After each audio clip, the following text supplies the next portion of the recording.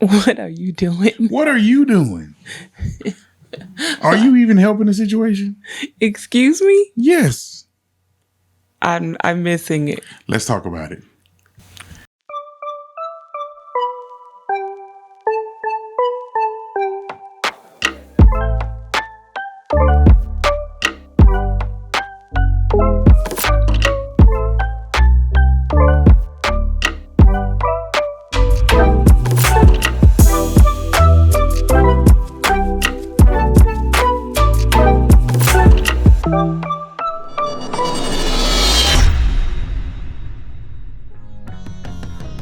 I'm James Lee.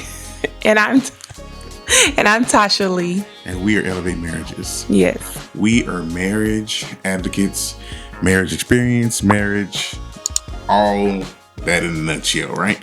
21 years together. We have lived and learned how to love each other. And we are here to share with you what we've come through. The good, bad, and the ugly to kind of help you in your marriage relationship. So we don't claim to be anything other than two vessels being used by the Lord to give the message to married folks who want to stay married. Right. And those that are maybe almost married, they want to get married. So that's what we're here for.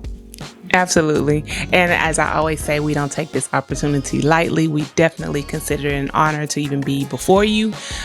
So we take the information that we give you really seriously, and we hope that you do too. And as James said, it's not because, our marriage is so perfect and we haven't had any valleys or what have you, but because we have been through the valley and climbed back up to the mountaintop, Absolutely. We feel like we have some information that may be of benefit to you and yours. So if this isn't for you, I completely understand it, but maybe it's for your neighbor. It might be for your sister. It might be for your parents. Somebody. Okay? So share this thing. All right? Share this thing. Don't keep it to yourself. Don't be selfish like that. And if we can be your personal marriage mentors, or you have suggestions for our videos or any of that, please reach out to us at the Lees at elevatemarriages.com. Again, the Lees at elevatemarriages.com. Okay, now let's jump into this foolishness. What was that? Yeah, right. So that was just, I'm looking at you, you're looking at me as to what we're going to do. And I think that happens a lot of times when people are in the thick of it, right? You're in a disagreement. Mm-hmm. We'll call it that, a kerfuffle to begin. That's an SAT word. Look it up. Really? We 45 years old talking about an right? SAT word. Whatever the situation is, we're at odds. Uh-huh. And we're looking for resolution, or we want resolution, but who is really postured to resolve the problem at hand? If I'm looking at you, I'm blaming you, and you vice versa doing the same to me. Mm-hmm. Are we doing anything to diffuse that disagreement? Either of us. So normally I think what happens is, if I think it's your fault, then of course I'm looking at you to explain, because there's an origin always. Would you agree? Yeah, I would definitely. Now it can get to a point where you almost can't remember what it is, and that in itself is foolish. Completely. Yes, there is an origin. There's an origin. So I almost want to say, so the person that the origin where it starts is usually where you're looking for that apology to come from. However, what we want to do and what we talk about is be the first to get out there. Get out the gates. One. To apologize. Do it first. Apologize. It makes you no less of a person to apologize first, to bring the peace first. It takes two people to argue. Absolutely. And if you get to a point to where your spouse is continuing to go at you, talk about this, talk about that, and maybe you don't want to hear it anymore. Whatever the reason is, I'm sorry.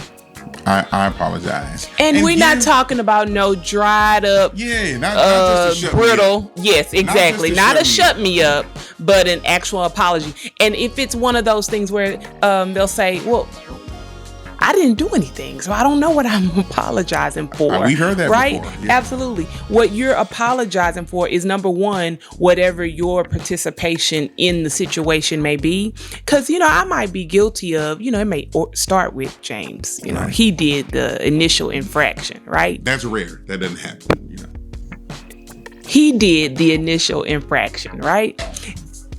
I have the problem of, instead of shutting it down and be like, okay, we're not going to do this. This is what this is. This is what that is. And, let's move forward in a positive way. I continue to instigate the situation. I'm bringing up, stuff beyond what he did. I'm trying to prove my point. I'm trying to, beat my chest, so to speak, which makes me now part of the problem. Absolutely. Now I do definitely have something to apologize for. So, you're apologizing for your part. And let's say you don't beat your chest. You don't instigate it further than it needs to be. You may just apologize for whatever may be going on. Just this tension that we're feeling. I'm sorry that we're going through this together. What's really happening, or what are you really talking about? Whatever started it, so that you can have an intelligent conversation. Maybe you can learn and grow from it, and maybe you can get past it. But creating a mountain out of a molehill, as they say, is not what you want to do. And it needs to be an environment of compassion, I guess, right? Because at that point where you get to where you're heated, it's not a I win, you win. Because quite frankly, if you're taking score, you both lose. Honestly, it's just not a you win, I lose kind of situation. We both lose. So the ultimate goal is to get to a point to where we can get back in harmony. To a win-win situation. Yes. So I have to get, no matter whether I agree or not, if your perception is that I upset you or that I did something wrong, perception is reality. And it does nothing less than just make a situation worse if I don't acknowledge that. How I feel. How you feel. Okay. So if I just acknowledge how you feel, and I can say, hey, you know what, babe, I'm sorry. I apologize. That's not what I meant. And hopefully you can accept my apology and leave it at that. Not necessarily an agreement, though. I'm not necessarily agreeing with you. Don't have to agree, but yes. I can apologize for how I made you feel. I can apologize for any of my actions that I know that I was, guilty of, that brought it to the point to where we're at a disagreement. And I have to say it that way. Now, not with a but. Because if you say, I'm sorry, or I apologize, but you did this. That just erased everything you said in the beginning. It's gone. Right. So just accept it. Take it. Own it first. Whether you feel like you did it or not, because you just want to get back to that oneness with each other. And I think we miss that, because you can start off having a disagreement about one thing, and before you know it, you talking about old stuff that you thought was That's over exactly with. right. Because you're bringing up stuff trying to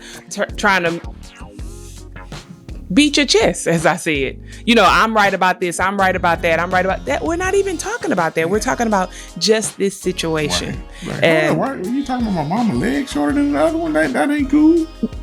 That's she can't help that. Then next thing you know, that's not cool. And you're into a much bigger argument than you need to be in. But James is right. You want to get back to where the getting is good, right? So whatever you have to do. And I think just people, period, they're not so quick to apologize, even when wrong.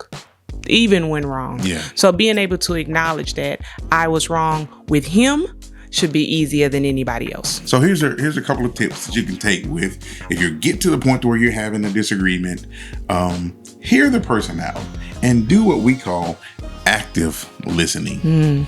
Good point. You're actively listening because you can't talk and listen. So you got 2 ears for a reason, one mouth. Right. If your spouse is talking, you listen and actively listen, not listening to respond.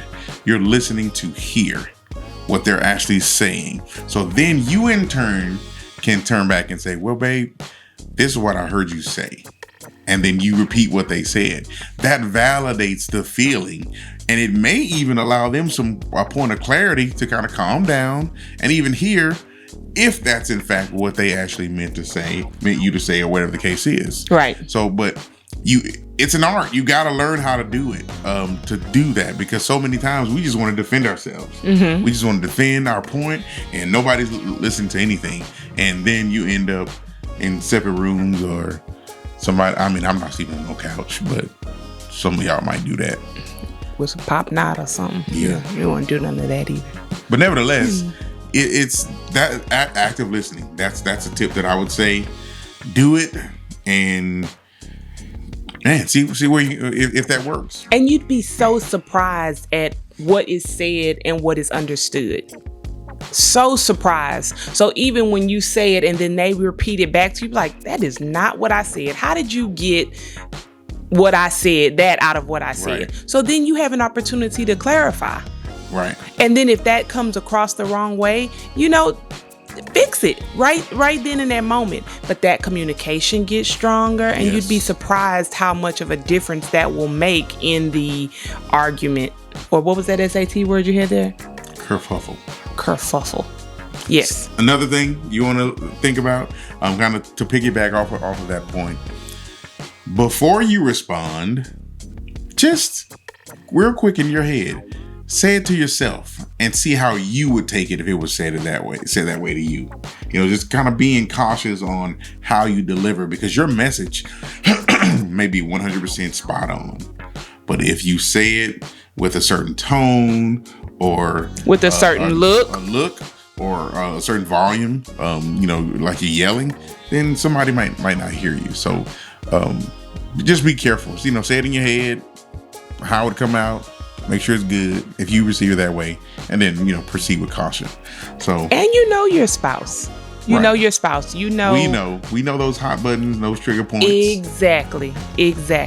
So you know what face to make. You know what head bob to have or not have, or standing over you, or whatever. You know. So keep that in mind in what you're trying to accomplish. Right? So you're trying to get your point across. You're trying to be heard. You're trying to get some resolution to it all. If that's what you're trying to do, then again, proceed with caution, as James said. Do the things that you know you need to do to get to a resolution, not to increase and blow this up bigger than it needs to be. Right. And last but not least, I would say shutting down is not part of the resolution. If you silent treatment, shut down, or I'm not arguing, I'm going in my room. No, silent treatment. Like, I'm just not talking, or I'm walking away, I'm leaving. That, whether you know it or not, that speaks volumes. If you get to the point to where you can't even have a discussion about whatever the situation is, I'm not talking about it. You can take some time to step back. Okay. Yes. But you have to come back to it, because if you never revisit that point, whatever the situation is, whatever the disagreement might be, it's only going to be a big pile of crap underneath that rug that you swept it underneath, that you'll trip over in the future. So you want to make sure that going to your separate corners for a time period is okay, but you got to go back to the source and figure out what the issue is, so you guys can kind of get that true resolve with it. And this is my opinion too. If you say that you need some time, I don't want to talk about it right now. Temperature is high, right, and it's all heated. Just give me some time. I need to go for a ride. I need to go for a walk. Absolutely. I want to go in my room. I want to do all of that. Okay, fair enough. Maybe that's what you need. Don't make me have to come back to you. If that's what you needed, then take that time, whatever time that is, and then come back to me and let's talk about it. Because now if I feel like I got to come chase you because it's been 2-3 days and you haven't said anything about it, I feel like, yes, you're sweeping it under the rug, and that's something I'm a trip over. Absolutely. Right. You didn't validate. You didn't validate my feelings. You didn't validate. It's not important. Exactly. Yeah. That's important. So if you need that time, come back to that person. If you need more time, hey, I'm still thinking about what you said or what we talked about the other day. I don't want you to think that I forgot about it, because I didn't. But just, can I just have a couple of more days just to get myself together? But really acknowledge it at least. Don't just leave it, in the wind. Absolutely. Absolutely. So that's what we wanted to share with you guys today. You're going to have it. If you are married people, you will have disagreements. Of course. You will have it. So just be ready for it, and be ready on how you can handle it and how you can spend more time together and less time at opposite ends. Because you can, apologize, get back right on the horse, and you'll have those come far and few in between. Absolutely. All right. So share this with someone that you think might be able to use it. If you need us in the meantime, in between time, of course, you can reach out to us on all social media platforms. The Lees at Elevate Marriages is our email. We just look forward to serving you and bringing to you what we feel like God's given to us. So absolutely, share with everybody. We appreciate any comments you have or any suggestions that you have for us. Until next time, do the best you can until you know better. And when you know better, do better. All right, people. I'm James Lee. And I'm Tasha Lee. We'll talk to you soon. Bye. Peace.